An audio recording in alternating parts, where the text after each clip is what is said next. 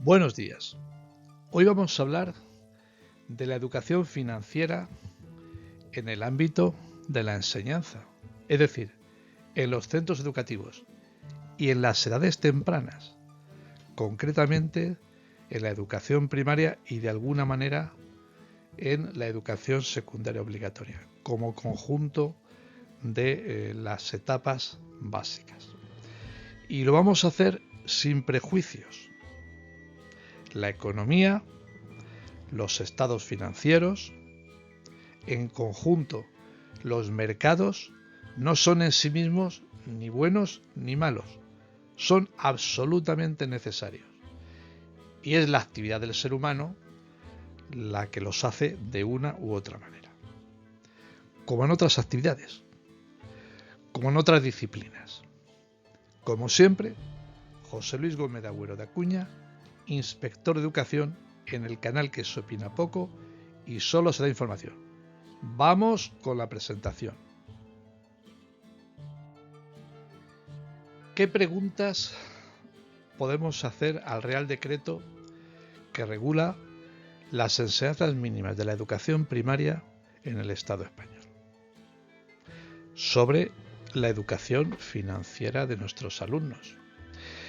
Hemos de tener en cuenta que los maestros y maestras en esta etapa, también ocurre en educación secundaria, no tienen por qué ser especialistas en estos contenidos, pero como ahora veremos, se plantean interrogantes y se plantean elementos de economía, aunque sea básica, que requieren, lógicamente, cierta información por parte del profesorado. Se dice algo sobre Hacienda, nóminas, facturas, hipotecas, intereses de préstamo, despido, descuentos. ¿Se dice algo de esto en el currículum? Es decir, nuestros alumnos y alumnas de educación primaria, cuando terminan esa parte de la etapa de las enseñanzas básicas, que tienen 11 años, estos alumnos tienen alguna información sobre lo que está ocurriendo a su alrededor. A ver si ahora va a resultar que estos alumnos tienen perfecta competencia digital o muy buena competencia digital, pero no saben lo que es el IVA, no saben lo que es la estructura de una factura, lo que es un documento contable, lo que es un préstamo, al menos los aspectos básicos de estos elementos. ¿Saben algo nuestros alumnos en la etapa de la educación primaria entre los 6 y los 12 años? ¿Saben algo de estos contenidos? Poco, muy poco o casi nada. Pero no es porque el currículum no lo contenga, como ahora veremos, sino porque hay cierto prejuicio,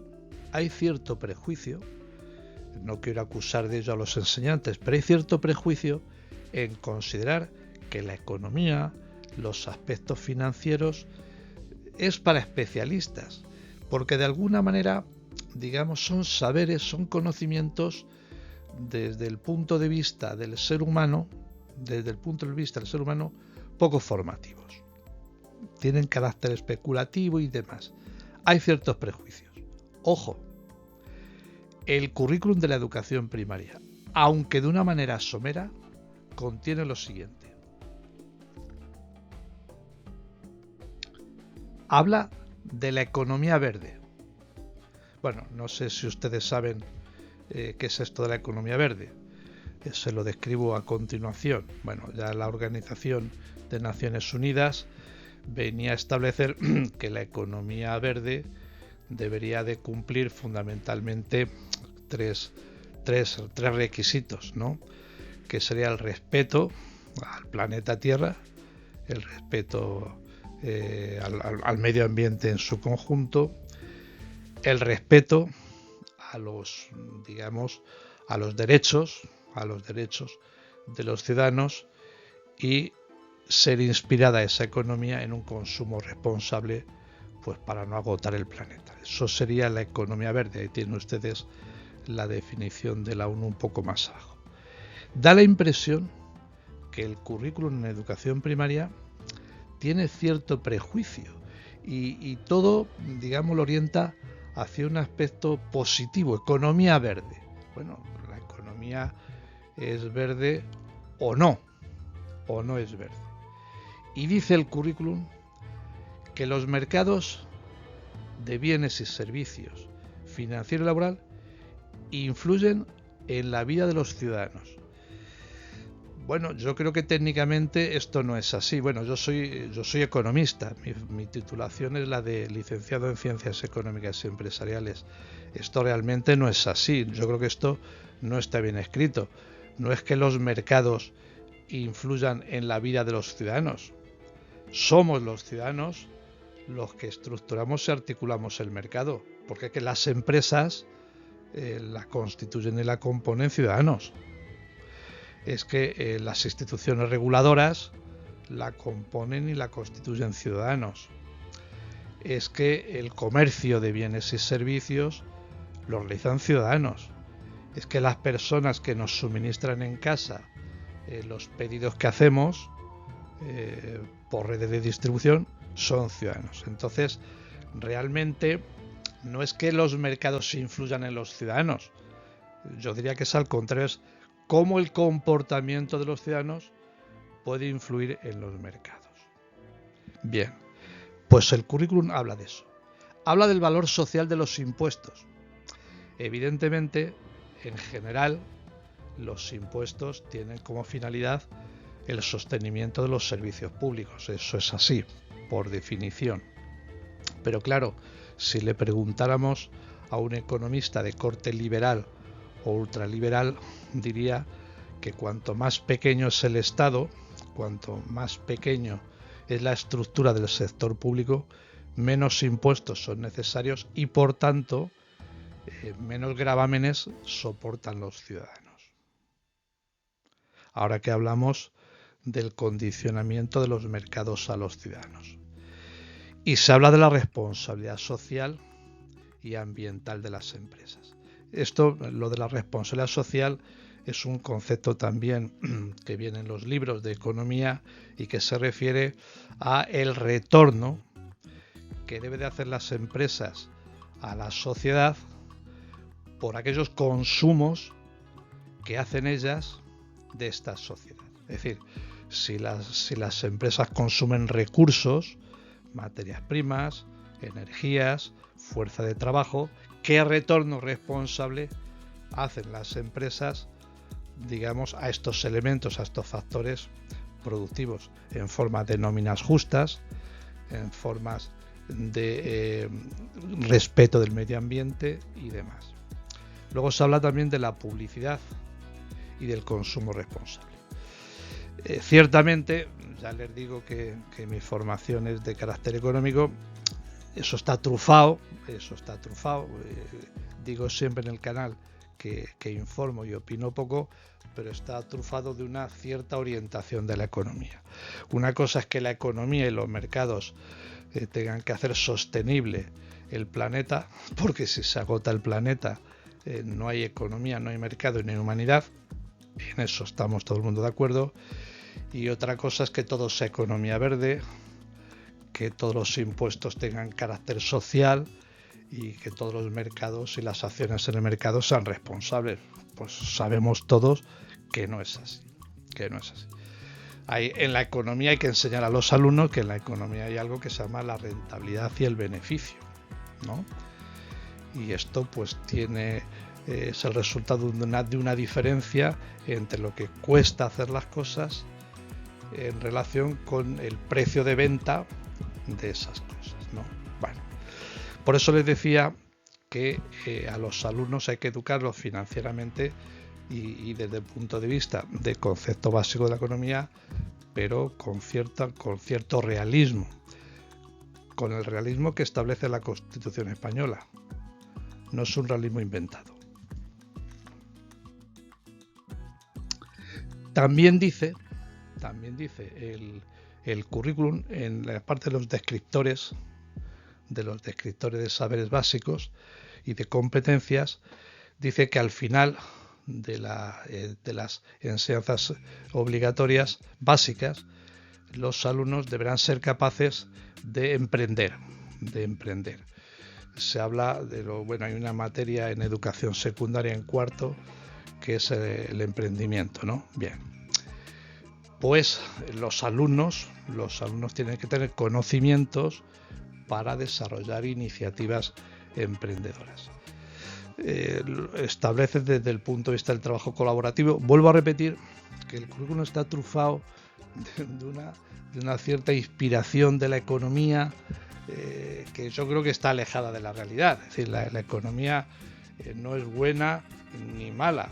Los mercados financieros no son buenos ni malos, pero da la impresión que el currículum lo tiene trufado de cierto aire humanista, ¿no? Pues la economía la hacen buena o la hacen mala en las acciones del ser humano, pues como la física, como la química y como las artes. La economía no es buena ni mala en sí misma, es estrictamente y esencialmente necesaria. Bien. Por eso, yo creo que la educación financiera que se proporciona a los alumnos en educación primaria o en educación secundaria debe estar adaptada a la realidad y a la legalidad. No vale inventar terminologías ni tener prejuicios. Hay que hablar de la realidad y de la legalidad. De esta manera, cuando nosotros hablamos de la influencia que tienen los mercados de bienes financiero y laboral en la vida de los ciudadanos, pues yo acudo a la Constitución española. Artículo 38. Dice: se reconoce la libertad de empresa. No hay límite. Se reconoce la libertad de empresa en el marco de la economía de mercado. Los poderes públicos lo tienen que garantizar y proteger. Su ejercicio y la defensa de la productividad. ¿Qué es la productividad? ¿Qué es la productividad? El uso adecuado de los recursos para obtener un determinado rendimiento. Si no hay rendimiento, pues no hay productividad. Y dice, de acuerdo con las exigencias de la economía general y, en su caso, de la planificación. Artículo 38 de la Constitución. También se hablaba de los agentes económicos y de los derechos laborales de acuerdo a la perspectiva de género. Bueno, eso de la perspectiva de género es un modelo que se incorpora nuevamente, pero que ya la Constitución del 78 lo establecía de una manera algo más concreta, más clara y más específica. Dice el artículo 35: todos los españoles tienen el deber de trabajar y el derecho al trabajo, a la libre elección de profesión u oficio y a la promoción a través del trabajo y a una remuneración suficiente, teniendo en cuenta las necesidades de las familias, de los trabajadores, y que en ningún caso suponga una discriminación por razón de sexo. Eso es lo que dice la Constitución sobre la perspectiva de género. No hay otra invención. No hay otra invención. Y cuando se habla del valor social de los impuestos, el artículo 31 de la Constitución dice que todos contribuirán al sostenimiento de los gastos públicos de acuerdo con su capacidad económica, mediante un sistema tributario, hablamos de impuestos, inspirado en los principios de igualdad y progresividad, que en ningún caso sea confiscatorio. Realmente todos los tributos en general y los impuestos en particular son o están alejados de un ámbito confiscatorio? ¿Qué ocurre en algunos casos? Lo habrán leído ustedes con determinados impuestos. Impuestos sobre bienes inmuebles, impuestos sobre sucesiones y donaciones. No estoy inventando, es un debate que está en la sociedad. Pues esto es lo que les quería decir. Es fundamental iniciar a los alumnos en edades tempranas en la educación financiera, sin ningún prejuicio. Es la realidad, es la realidad. La economía y los entornos financieros mueven la sociedad y nuestros alumnos deben de conocerlo y acercarse a ello sin ningún tipo ni género de prejuicio. Ya les dejo. Como siempre, José Luis Gómez de Agüero de Acuña, inspector de educación en el canal que se opina poco y solo se da información. Muchas gracias.